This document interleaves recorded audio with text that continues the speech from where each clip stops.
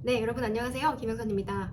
제가 오늘은 크게 세 가지를 말씀드릴 예정인데요. 먼저 첫 번째로는 경제 성장률에 대한 다양한 전망들을 좀 간단하게 말씀드리고, 두 번째로는 마크 저커버그가 인력 감축에 대해서 좀 직원들 대상으로 공격적인 멘트를 했는데 그 내용에 대해서 간략하게 말씀드리고, 마지막으로는 좀 이런 상황에서도 긍정적인 메시지를 남겼던 진 먼스터라는 애널리스트, 그리고 지금은 이제 매니징 파트너라고 하는데요. 이분에 대해서도 좀 말씀드리고자 합니다. 미국이 경기 침체에 빠졌다는 신호가 최근에 많이 나오고 있는데요. 올해 2분기에도 마이너스 성장이 예상되고 있는 상황에서 최근에 좀 이렇게 2분기에 마이너스가 나오게 되면 1, 2분기 연속으로 이제 마이너스가 나오게 되고 결국에 이제 경기 침체가 온다라는 얘긴데요. 다음 장 보시면 이 애틀랜타 연은에서 이 GDP 나우 모델로 추정하는 전망치에 따르면 2분기에 GDP 성장률이 마이너스 2.1까지 내려간 상태라고 합니다. 그래서 1분기에 마이너스 1.6%를 기록한 거에 이제 같이 보면 2분기 연속으로 빠지게 되고 결국에는 이 2개 분기 이상 GDP 연속 감소를 보이면 경기 침체로 정의가 내려질 수 있다라는 얘기가 최근에도 얘기가 많이 나오고 있는데요.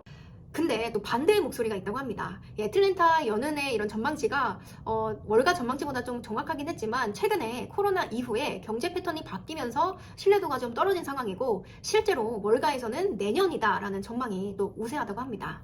그리고 글로벌 IB JP모건에서도 2분기 성장률 전망치를 2.5%에서 1%대로 하향 조정하는 모습을 보였었습니다. 이런 상황에서 마크 저커버그도 대규모 인력 감축을 하고 있죠. 그래서 지금 왼쪽 표를 보시면 직원 수인데요. 2021년도까지 나와 있긴 하지만 지속적으로 이렇게 인력을 증가시키긴 했는데 최근에 다시 인력 감축을 한다라는 좀 공격적인 멘트를 날렸더라고요. 그래서 이거에 대해서 조금 더 자세하게 말씀드려보도록 하겠습니다. 먼저 6월 30일에 이 직원과의 질의응답 행사에서 올해 엔지니어 채용을 당초 계획보다 30-40% 줄이겠다라고 밝혔는데요. 이 저커버그는 심각한 경기 상황을 경고하면서 현실적으로 이 회사에 남아있으면 안 되는 사람들이 참 많을 것이다 라고 좀 공격적으로 얘기하면서 회사가 세운 공격적인 목표에 따라오지 못할 직원들은 스스로 떠나라 라는 멘트를 날렸습니다. 그래서 이거를 사실 직역을 해보면 제가 이거는 해석을 한 거고요. 직역을 해보면 여러분 중 일부가 이 자리에 맞지 않다고 결심을 한다면 그리고 떠난다면 내 입장에서는 참 좋다. That's okay with me 라고 하더라고요. 그래도 이 메타 플랫폼스 같은 경우는 최근 수년간 빠른 속도로 인력을 늘려왔던 대표적인 기업이기도 하죠. 그래서 코로나 이후에 좀 직원 이탈을 막으려고 다양한 복지 프로그램도 만들었던 그런 기업이기도 한데요. 올 들어서 좀 분위기가 확 바뀐 상황입니다.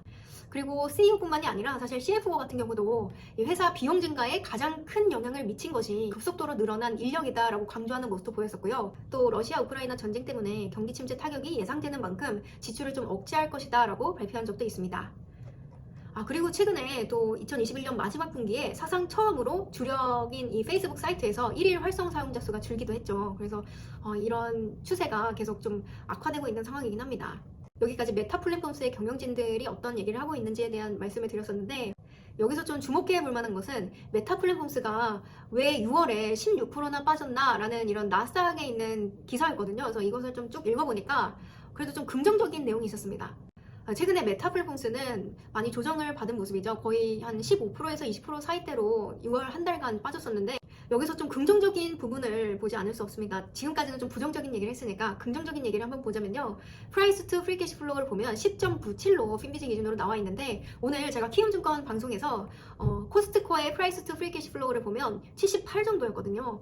그래서 그거에 비하면 상당히 낮은 상황이고요. 이런 점을 봤을 때는 좀 긍정적으로 회사 밸류를 좀 볼 수 있는데 앞으로 또 어떤 사업이 이 메타를 이끌어 갈 것인가를 봤을 때는 최근 이제 자료에 올라온 것을 보면 이 마크 저커버그는 릴스를 되게 중요시하는 것 같습니다. 그래서 저도 좀 인스타그램에서 릴스를 자주 쓰긴 하는데요. 이 메타 플랫폼스 경영진이 자사 SNS 페이스북 직원들에게 쇼폼 동영상인 틱톡과 좀 벤치마킹해서 비슷한 형태로 서비스를 업데이트해라 라고 또 지시를 내렸다고 합니다. 그래서 페이스북의 다음 목표는 이용자들의 수요와 욕구를 반영하는 발견 엔진, 그래서 영어로 하면 디스커버리 엔진이라고 하는데요. 이 디스커버리 엔진을 만드는 것이라고도 발표하기도 했습니다. 이렇게 좀 우려가 깊은 상황에서 저는 좀 긍정적인 멘트를 또 찾아야겠다라는 사명감이 들더라고요. 제가 개인적으로 또 존경하는 이 진 먼스터 매니징 파트너의 얘기를 잠깐 들어봤는데요. 먼저 이 진 먼스터는 파이퍼 자프라이라는 이 미국 투자은행에 2016년까지 있다가 그 이후에 루프벤처스로 옮겨가지고 지금은 이제 매니징 파트너로 있는 분인데요. 개인적으로 기술주에 대한 어떤 코멘트를 볼 때 이분 거를 자주 애용하고 있습니다. 특히 뭐 애플이나 구글, 뭐 메타 플랫폼스에 대해서 자주 언급하는 분이기 때문에 주목하고 있는 이 분인데요. 먼저 최근에 이제 CNBC에서 인터뷰를 했던 영상이 있었습니다. 그래서 기사로는 나와 있지 않고 인터뷰를 했기 때문에 제가 영상을 계속 이제 리스닝하면서 번역을 해봤는데요. 내용을 보시면 한동안 기술주의 과매도가 이어질 것이다라고 하면서도요. 올해 말에 이 성장주에 대한 기대치가 재설정되면서 투자 심리가 돌아올 수 있고 올해 후반에 기술주로부터의 회기가 전망된다라고 좀 긍정적인 꿈과 희망의 멘트를 날렸더라고요. 그래서 이 9월을 기점으로 실적도 잘 나올 것이고 아직 카운팅을 해보면 2-3개월 정도 남았지만 그런 공포 심리로부터 분리돼서 낙관적으로 좀 생각해 볼 필요가 있다라고 언급하는 모습을 보였습니다. 루프벤처스에서 매니징 파트너로 돼 있는 분이거든요. 그래서 이분도 계속 이제 모니터링을 하면서 앞으로도 좀 중요한 언급을 하면 제가 이런 식으로 코멘트를 좀 드리도록 하겠습니다. 오늘도 함께 해주셔서 감사합니다.